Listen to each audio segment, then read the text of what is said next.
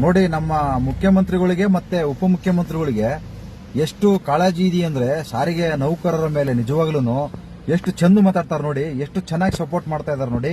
ನಿಜವಾಗ್ಲೂ ಇಂಥ ಮುಖ್ಯಮಂತ್ರಿಗಳನ್ನ ಪಡೆದಿರೋದೇ ನಮ್ಮ ಕರ್ನಾಟಕ ಸಾರಿಗೆ ಸಂಸ್ಥೆಯವರು ಪುಣ್ಯ ಮಾಡಿದಾರೆ ಅನ್ಸುತ್ತೆ. ಯಾಕಂದ್ರೆ ವಿರೋಧ ಪಕ್ಷದ ನಾಯಕರಿದ್ದಾಗ ಎಷ್ಟು ಕಾಳಜಿ ಇತ್ತು, ಎಷ್ಟು ಪ್ರೀತಿ ಇತ್ತು, ಎಷ್ಟು ಅಭಿಮಾನ ಇತ್ತು. ಅಧಿಕಾರಕ್ಕೆ ಬಂದ ತಕ್ಷಣನೇ ಆ ಪ್ರೀತಿ ಅಭಿಮಾನ ಎಲ್ಲಿ ಹೋಗೈತೆ ಗೊತ್ತಿಲ್ಲ. ನೋಡಿ, ಅವ್ರ ಬಾಯೆಲ್ಲ ಕೇಳಿ ಎಷ್ಟು ಚೆನ್ನಾಗಿ ಮಾತಾಡಿದಾರೆ, ಎಷ್ಟು ಸಪೋರ್ಟ್ ಮಾಡಿದಾರೆ ನಿಮಗೆ. ಅವಾಗ ಮಾಡಿದ್ದು ವಿರೋಧ ಪಕ್ಷದ ನಾಯಕರ ಇದ್ದಾಗ ಮಾಡಿದ್ದು ಈಗ ಯಾಕೆ ಮಾಡ್ತಾ ಇಲ್ಲ ನೋಡಿ. ನೋಡಿ ಎಷ್ಟು ಚೆನ್ನಾಗಿ ಮಾತಾಡಿದಾರೆ ನೋಡಿ. ಅವ್ರದ್ದೇನೋ ಸಮಸ್ಯೆ ಇದೆ, ಆ ಸಮಸ್ಯೆ ಸರಿ ಇರ್ಬೋದು, ಸಮಸ್ಯೆ ಸರಿ ಇಲ್ಲದೆ ಇರ್ಬೋದು. ಅವ್ರಿಗೆ ಒಂದಷ್ಟು ಯೂನಿಯನ್ಗಳು ಮೊದಲಿಂದ ಕೂಡ ನಡ್ಕೊಂಡು ಬಂದಿದೆ. ಏನಾರು ಇತ್ತು ಅಂದ್ರೆ ಅವ್ರ ಕರ್ತ ಚರ್ಚೆ ಮಾಡಬೇಕು, ನೀವು ಮಾತಾಡಬೇಕು. ಅವ್ರದ್ದೇನು ನೋವು ಅಂತ ಎಲ್ಲಾ ಪ್ರತಿಭಟನೆ ಮಾಡಂತ ಎಲ್ಲರ ಹತ್ರಕ್ಕೂ ಹೋಗ್ತೀರಿ, ಮನವಿ ಇಸ್ಕೊಳ್ತೀರಿ, ಕರಿತೀರಿ, ಮಾತಾಡ್ತೀರಿ, ಚರ್ಚೆ ಮಾಡ್ತೀರಿ. ಆದ್ರೆ ಯಾಕೆ ಇವತ್ತು ಈ ಧೋರಣೆ ಇದೆ? ಪ್ರತಿಷ್ಠೆ ಏನು ನಿಮ್ಗೆ? ರೈತರ ಮೇಲೆ ಯಾಕೆ ಈ ಪ್ರತಿಷ್ಠೆ? ಈ ನೌಕರ ಮೇಲೆ ಯಾಕೆ ಈ ಪ್ರತಿಷ್ಠೆ? ಬಹುಶಃ KSRTCನ BMTCನ ಎಲ್ಲ ಕಂಪನಿಗಳನ್ನೆಲ್ಲ ಪ್ರೈವೇಟ್ ಅವ್ರಿಗೆ ಮಾರ್ಲಿಕ್ಕೆ ಒಂದು ದೊಡ್ಡ ಒಳಸಂಚು ಆಗ್ತಾ ಇದೆ ಅನ್ನೋದು ನನಗೆ ಎದ್ದು ಕಾಣ್ತಾ ಇದೆ. ಸಾರಿಗೆ ಮುಷ್ಕರ ಕಂಟಿನ್ಯೂ ಆಗ್ತಾ ಇದೆ. ಮುಖ್ಯಮಂತ್ರಿ ಇವತ್ತು ಒಂದು ಮಾತಾಡಿದ್ರೆ ಇನ್ನೊಂದು ತಿಂಗಳು ಸತ್ಯಾಗ್ರಹ ಮಾಡಿದ್ರು ಕೂಡ ನಾವು ಮಾತುಕತೆಗೆ ಇಲ್ಲ, ಅವರೇ ಬರಲಿ ಅಂತ. ಸರ್ಕಾರ ಕರೆದು ಮಾತಾಡಬೇಕು, ಪ್ರತಿಷ್ಠೆ ಮೇಲೆ ಇರಬಾರದು. ಸರ್ಕಾರ ನಡೆಸೋರು ಕಾರ್ಮಿಕರು, ಸರ್ಕಾರಿ ನೌಕರರು ಚಳವಳಿ ಮಾಡಿದಾಗ ಸಕಾರಣಗಳಿದ್ದರೆ ಅವನ್ನ ಕೇಳಿ ಪರಿಹಾರ ಮಾಡ್ತಕ್ಕಂಥ ಕೆಲಸ ಮಾಡಬೇಕು. ಆಟಕ್ಕೆ ಬೀಳಬಾರದು. ಇವತ್ತು ಅವರು 6th ಪೇ ಕಮಿಷನ್ ಜಾರಿ ಮಾಡಬೇಕು ಅಂತ ಇದ್ದಾರೆ. ಅದರಲ್ಲಿ ಕೂತ್ಕೊಂಡು ಅವ್ರ ಜೊತೆಯಲ್ಲಿ ಚರ್ಚೆ ಮಾಡಿ, ಸಾಧಕ ಬಾಧಕಗಳನ್ನು ವಿಚಾರ ಮಾಡಿ, ಅವ್ರನ್ನ ಕನ್ವಿನ್ಸ್ ಮಾಡಿ ಬಗೆಹರಿಸಬೇಕು. ಅದನ್ನು ಬಿಟ್ಟು ಬಲಪ್ರಯೋಗ ಮಾಡಿ, ಎದುರಿಸಿ ಬೆದರಿಸಿ ಅವ್ರನ್ನ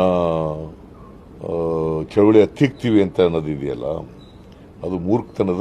ನಮ್ಮ ನೋಡಿದ್ರಲ್ಲ, ಮುಖ್ಯಮಂತ್ರಿಗಳು ಉಪಮುಖ್ಯಮಂತ್ರಿಗಳು ಎಷ್ಟು ಚೆನ್ನಾಗಿ ಮಾತಾಡ್ತಾರ, ಎಷ್ಟು ಚಂದ ಮಾತಾಡ್ತಾರ, ಎಷ್ಟು ಚೆನ್ನಾಗಿ ಸಪೋರ್ಟ್ ಮಾಡ್ತಾರೆ. ಆದ್ರೆ ಅದೇ ಕೆಲಸನೇ ಮುಖ್ಯಮಂತ್ರಿಗಳು ಆದಾಗ ಮಾಡ್ತಾ ಇಲ್ಲ, ಉಪಮುಖ್ಯಮಂತ್ರಿಗಳು ಆದಾಗ ಮಾಡ್ತಾ ಇಲ್ಲ. ಯಾಕೆ ಅನ್ನೋದು ಗೊತ್ತಾಗ್ತಾ ಇಲ್ಲ. ನಿಜವಾಗ್ಲೂ ಇವತ್ತು ನಿಮ್ಮ ಹೋರಾಟವನ್ನ ಹತ್ತಿಕ್ಕುವ ಕೆಲಸ ಮಾಡ್ತಾ ಇದಾರೆ. ನಿಮ್ಮ ಹಕ್ಕು ಕಿತ್ಕೋಬಾರ್ದು ಅಂತ ಹೇಳಿದವರು ಇವ್ರೆ. ಇವತ್ತು ಏನ್ ಮಾಡ್ತಾ ಇದಾರೆ ಅಂದ್ರೆ ನಿಮ್ಮ ಹಕ್ಕುಗಳನ್ನ, ನಿಮ್ಮ ಹೋರಾಟ ಹಕ್ಕುಗಳನ್ನ ಕಿತ್ಕೊಳ್ಳಕ್ಕೆ ನೋಡಿ ಯಾವ ರೀತಿ ಪ್ರಯತ್ನ ಮಾಡಿದ್ದಾರೆ. ನೀವು ಹೋರಾಟನ ಮಾಡಂಗಿಲ್ಲ, ನಿಮ್ಮ ಬೇಡಿಕೆಗಳನ್ನ ಕೇಳಂಗಿಲ್ಲ. ಅದರಿಂದ ಇವತ್ತು ಸರ್ಕಾರ ಇವತ್ತು ನಿಮಗೆಲ್ಲ ನೋಟಿಸ್ ಕೊಟ್ಟಿದೆ, ನೀವು ಯಾರು ಹೋರಾಟ ಮಾಡಂಗಿಲ್ಲ, ಹೋರಾಟನೇ ಮಾಡಂಗಿಲ್ಲ 6 ತಿಂಗಳು ಅಂತಂದು ಹೇಳಿ ಸಾರಿಗೆ ಸಂಸ್ಥೆ ಅವರಿಗೆ, ಯಾರಿಗೆ? BMTC ಸಾರಿಗೆ ಸಂಸ್ಥೆ ಅವರಿಗೆ, ನೌಕರರುಗಳಿಗೆ ನೋಟಿಸ್ ಕೊಟ್ಟಿದೆ. ನೀವು ಯಾರು ಹೋರಾಟ ಮಾಡಂಗಿಲ್ಲ, ಇನ್ನು 6 ತಿಂಗಳು ಯಾವುದೇ ಹೋರಾಟ ಮಾಡಂಗಿಲ್ಲ. ಅಂದ್ರೆ ನಮ್ಮ ಭಾರತ ದೇಶದ ಸಂವಿಧಾನದಲ್ಲಿ ಈ ತರ ಇದೆಯಾ? ಹೋರಾಟವನ್ನು ಹತ್ತಿಕ್ಕುವ ಕೆಲಸ ಮಾಡ್ತಾ ಇದೆಯಾ? ಸರ್ಕಾರನೇ ಈ ತರ ಮಾಡಿದ್ರೆ ಮತ್ತಿನ್ನೇನು ಯಾರನ್ನ ಕೇಳ್ಬೇಕು ನಾವು? ಏನು ವಿರೋಧ ಪಕ್ಷದವ್ರನ್ನ ಕೇಳ್ಬೇಕಾ? ಹೋಗಿ ನಮಗೆ ಅದನ್ನ ಕೊಡಿ ಇದನ್ನ ಕೊಡಿ ಅಂತಂದು ಹೇಳಿ ಆಡಳಿತದಲ್ಲಿ ಇರೋರೇ ಈ ತರ ಮಾಡಿದ್ರೆ ಇನ್ನು ವಿರೋಧ ಪಕ್ಷದಲ್ಲಿ ಇರೋ ನಮಗೆಲ್ಲ ಹೆಲ್ಪ್ ಮಾಡ್ತಾರೆ? ವಿರೋಧ ಪಕ್ಷ ಅಂತೂ ಕರ್ನಾಟಕದಲ್ಲಿ ಇಲ್ಲ ಬಿಡಿ, ಮುಂಡ ಮುಚ್ಕೊಂಡು ಹೋಗ್ಬಿಟ್ಟೈತೆ.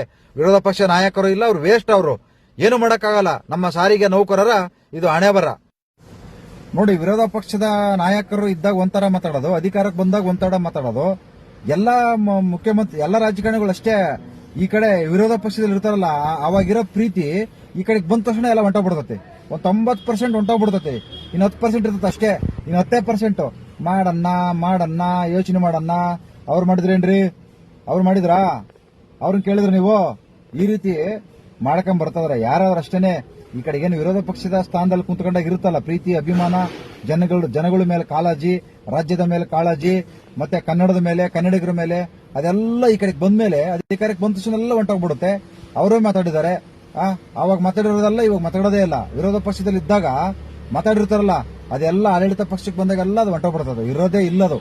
ನೋಡಿ, ದಯವಿಟ್ಟು ನಾನು ಸಾರಿಗೆ ಸಂಘಟನೆಗಳಿಗೆ ಮತ್ತೆ ನೌಕರರಿಗೆ ಕೇಳ್ಕೊಂತದೀನಿ, ಎಲ್ಲರೂ ಒಗ್ಗಟ್ಟಾಗಿ, ಹೊಂದಾಣಿಕೆಯಾಗಿ ಒಂದು ಸಂಘಟನೆ ಮಾಡ್ಕೊಳ್ಳಿ. ಒಂದು ಹೋರಾಟ, ಒಂದು ಸಂಘಟನೆ ಮಾಡಿದ್ರೆ ಮಾತ್ರ ನಿಮ್ಮ ಸಮಸ್ಯೆ ಬಗೆಹರುತ್ತೆ. ಇಲ್ಲಾಂದ್ರೆ ಯಾವುದೇ ಕಾರಣಕ್ಕೂ ನಿಮ್ಮ ಸಮಸ್ಯೆ ಬಗೆಹರಿಯಲ್ಲ. ಮತ್ತೆ ನೌಕರರನ್ನ, ಏನ್ ಸಂಘಟನೆ ಅಧ್ಯಕ್ಷರಿರ್ತೀರಲ್ಲ, ದಯವಿಟ್ಟು ನೌಕರರನ್ನ ನೀವು ಹಾಳು ಮಾಡಕ್ ಹೋಗ್ಬೇಡಿ, ನೌಕರರನ್ನ ಬೀದಿಗೆ ತರಬೇಡಿ. ನೀವು ಕರೆಸಿಬಿಟ್ಟು ಅವ್ರನ್ನ ಹಾಳು ಮಾಡಕ್ ಹೋಗ್ಬೇಡಿ. ಯಾಕಂದ್ರೆ ನೀವು ತಗೊಂಬಂದು ಕರೆಸಿ ಅವ್ರ ಪಾಪ ಅವ್ರನ್ನ ಕೆಲಸದಿಂದ ತೆಗೆದಾಕ್ಬಿಡ್ತಾರೆ. ಅದರಿಂದ ಅವ್ರ ಜೀವನ ಹಾಳು ಮಾಡಕ್ ಹೋಗ್ಬೇಡಿ. ಒಗ್ಗಟ್ಟಾಗಿ ಹೊಂದಾಣಿಕೆಯಿಂದ ಎಲ್ಲಾ ಸಂಘಟನೆಯವರು ಹೋರಾಟ ಮಾಡಿ ಅಂತ ಕೇಳ್ಕೊಂತದೀನಿ. ನಮಸ್ಕಾರ. ಆದಷ್ಟು ಬೇಗ ನಮ್ಮ ಸಾರಿಗೆ ನೌಕರರಿಗೆ ಆ 38 ತಿಂಗಳು ಅರಿಯರ್ಸ್ ಕೊಡ್ಲಿ. ಮತ್ತೆ ಏನು ಇವತ್ತು 3,000 ಕೋಟಿ ಇದು PF ದುಡ್ಡು ಕೊಟ್ಟಿಲ್ಲ, ಅದನ್ನೂ ಕೊಡ್ಲಿ ಅಂತಂದು ಹೇಳಿ ನಾನು ಈ ಮುಖಾಂತರ ಕೇಳ್ಕೊಂತ ಇದೀನಿ. ದಯವಿಟ್ಟು ಮುಖ್ಯಮಂತ್ರಿಗಳೇ, ವಿರೋಧ ಪಕ್ಷದ ಸ್ಥಾನದಲ್ಲಿದ್ದಾಗ ಯಾವ ರೀತಿ ನೀವು ಇದ್ರೋ ಅದನ್ನು ಈಗಲೂ ಕೂಡ ಬಗೆಹರಿಸಿ ಅಂತ ಹೇಳಿ ಕೇಳ್ಕೊಂತ ಇದೀನಿ. ನಮಸ್ಕಾರ. ಪಾಪ 24 ಗಂಟೆ ಕೆಲಸ ಮಾಡ್ತಾ ಇದಾರೆ, ಅವರಿಗೆ ಸರಿಯಾಗಿ ಸವಲತ್ತುಗಳಿಲ್ಲ. ಅದನ್ನೇನು ಯಾರು ಕೂಡ ಇವತ್ತು ನಿಮ್ಮ ಹತ್ರ ಬಂದು ಕಬ್ಬನ್ ಪಾರ್ಕ್ ಲಾಲ್ಬಾಗ್ ವಿಧಾನಸೌಧ ನಿಮ್ಮ ಆಸ್ತಿ ಬರೆಕೊಡಿ ಅಂತ ಕೇಳಿಲ್ಲ. ದಯವಿಟ್ಟು ಅವರು ಮಾಡ್ತಾ ಕೆಲಸಕ್ಕೆ ಅವರು ಪಗಾರ ಸಂಬಳ ಕೇಳಕ್ ಕುಂತಾರ, ಅದನ್ನು ಕೊಡ್ರಿ ಅಂತ ಕೇಳ್ಕೊಂತ ಇದೀನಿ. ನಮಸ್ಕಾರ ರೀ.